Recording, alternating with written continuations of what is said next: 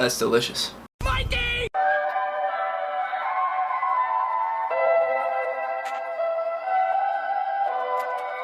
Yo, what is going on, everybody? It is me, Caster, coming back to you with yet another episode of Evolved MMA News.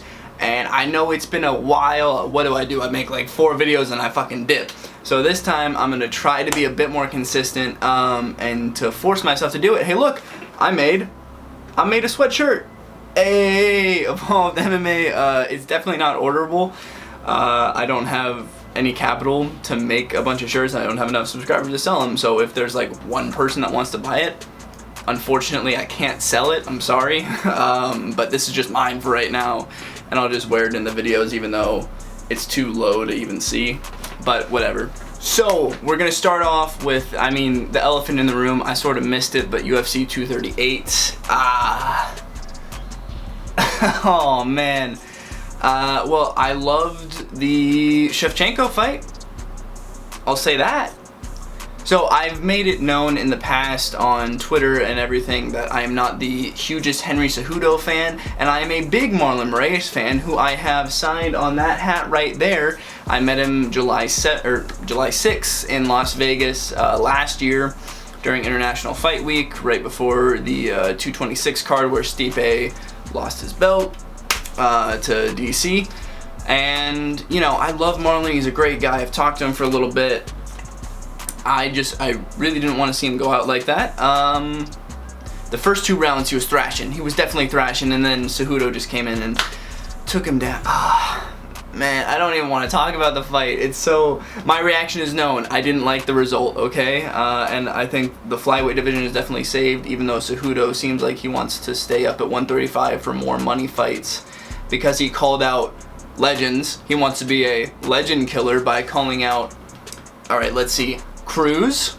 He called out Dominic Cruz, who hasn't fought in 3 years because of injury. He called out Uriah Faber, who hasn't fought in 3 years because of retirement and has been taking it. He says he's been in the gym, which I definitely believe, but he says, he's still been training and everything. I think he's been taking it easy in the gym. He definitely hasn't fought in a while, so he has ring rust, or octagon rust, I guess you could say. And let's see, Cody Garbrandt. You called out a man on 3 knockout losses in a row right now to challenge for the 135-pound title. He just lost to a guy who lost on this card to Aljamain Sterling.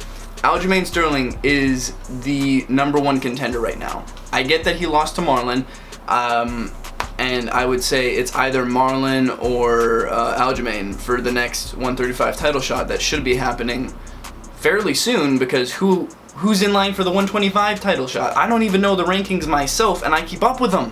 Like, I completely forgot most of the fighters in there. I know Brandon Moreno, he's like 9 or something. I know some of the more exciting fighters, but the top people, I didn't even know Wilson Hayes wasn't even in the UFC anymore. I saw him on some card on 1FC, I think.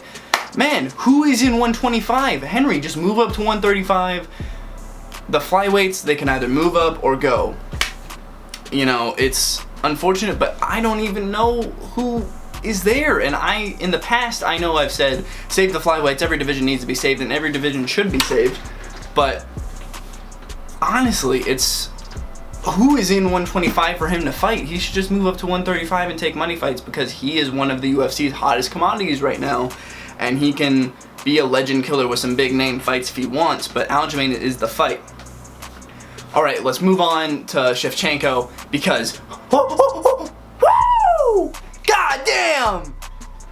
That head kick, or as some might call it, an eye kick. Am I right, people? Oh my goodness! That was fun to watch. That was a great fight. And also, I wanted to point out one thing. I looked up Jessica Ai's record afterwards. I know she's 17 and 17 and 9 in MMA, 17 and 5 or something, but I remember the UFC record really well, and she is 4 and 6 right now. She was 4 and 5, being the #1 contender going into that match. It is unfortunate to say, but as much as I love women's MMA and what the UFC has done for it and everything, it's really shallow right now. Like, Eliminator in Bellator is, pretty much not challenged right now. Shevchenko isn't challenged. They gave her someone that was, I think, at number 8, Kunitskaya. Was it Kunitskaya?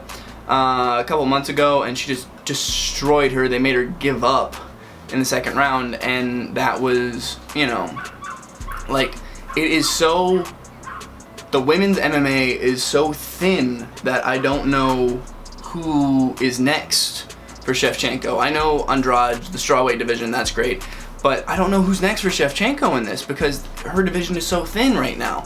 I'd love to see Joanna versus her.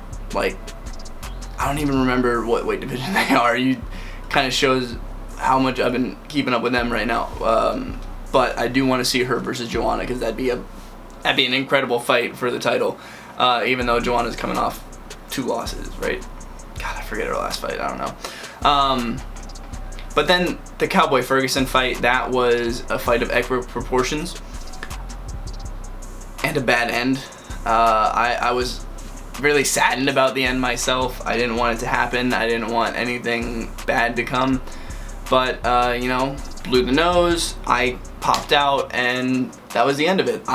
There were kids in my class even talking about that. People at my school even knew about Donald Cerrone's eye popping out after he blew his nose. Like, that's how mainstream it became. So it's pretty cool to see UFC actually become more mainstream. But that fight was good. I knew Donald was losing. Like, Cowboy was definitely losing that fight. But I wanted to see the 3rd round regardless. Like, it would have been a great fight regardless of that. I don't know. But other than that, the rest of the card was fine. I love the Sterling Munoz fight. As I said before, Sterling is definitely next in line for the title. Realistically, not probably, maybe on Dana's mind, I don't know. Maybe Dana's thinking, you know, in reality right now and not money fights, because you don't want a legend in there. They are legends of the division. I'm not saying anything like that, but they haven't fought in 3 years. One because of injury, one because he retired, and one hasn't fought since he got knocked out 3 times in a row, and he hasn't had a win since then. So, you know, I don't know anymore, man.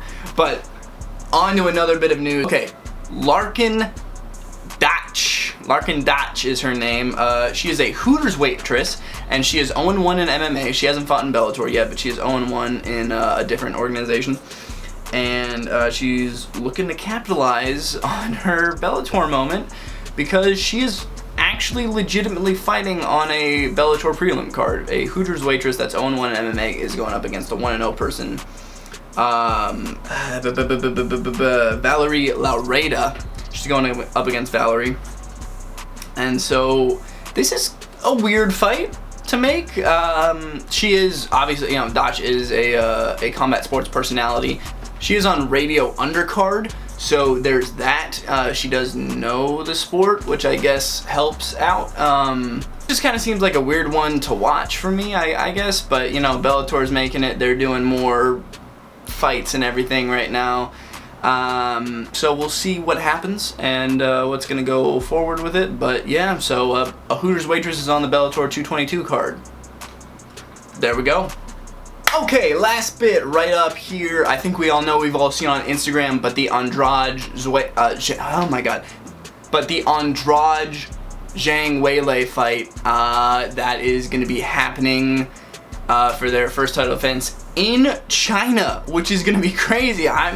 She's on home turf right now, and Andrade is going on an away game for her first title defense. That's crazy to me. That's crazy. I thought it would happen in Brazil or something. I don't know.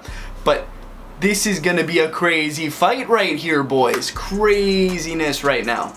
And also, Michelle Waterson didn't get the shot. Dana was asked about it. He said that she wasn't high enough in the rankings and that she wasn't good enough or something. He said something along those lines, and I didn't get it because remember before when rankings didn't matter, Dana? I do. Back in the day when rankings weren't even a thing and you just gave the shot to people who were on a tear like the Karate Hottie is. Also, I'm a bit biased. I love Zhang. I follow her on Instagram, see all those Instagram posts. She's great. She's very funny.